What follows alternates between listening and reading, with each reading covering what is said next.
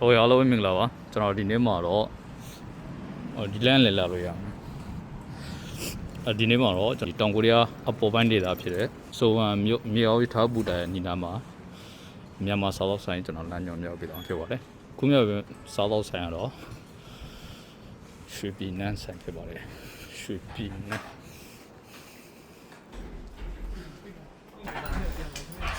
းဒီမြေအောက်ထပ်ထဲမှာပေါ့နော်ဒီကထွက်လိုက်တာနဲ့ဟိုဘက်ကျတော့ဂရီဖုန်း mobile phone ဆိုင်ရှိဒီအောက်ထဲမှာဟိုပေါက်နေဝင်လို့ရှိရင်ဂရီရဲ့သူဘာတစ်ခုရှိတာနော်ဒီမြေအောက်ထပ်ကနေတော့ကြာဆက်တော့ပဲပါဆက်တော့ဟဲ့ဟိုနောက်ပါနော်ဆက်တော့ဟိုတယ်ဟိုရောက်မှာ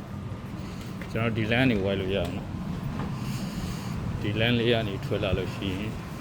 ကျွန်တော်ပြ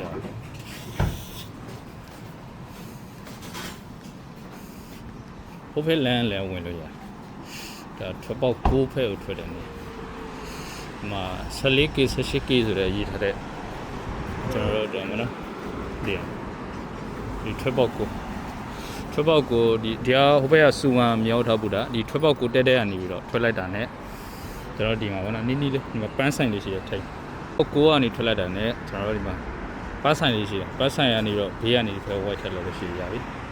โอเคဒါဆိုရင်ကျွန်တော်စူဝမ်မျိုးရောက်လို့ရှိရင်မြန်မာစားသောက်ဆိုင်ရှာနေတယ်ဒီလိုအတွက်ဆင်ပြေအောင်မျှဝေပေးခြင်းဖြစ်ပါတယ်